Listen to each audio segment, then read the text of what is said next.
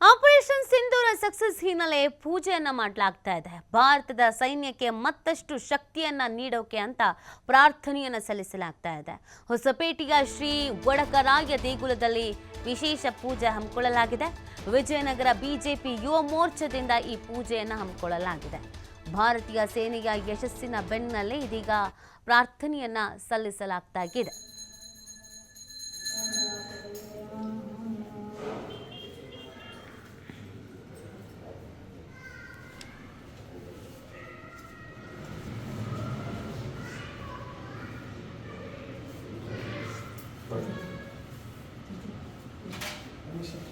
भारत माता की जय, भारत माता की जय, भारत माता की जय, जय श्री राम, जय श्री राम, जय श्री राम, जय श्री राम, जय श्री राम, जय श्री राम, जय श्री राम, जय श्री राम, जय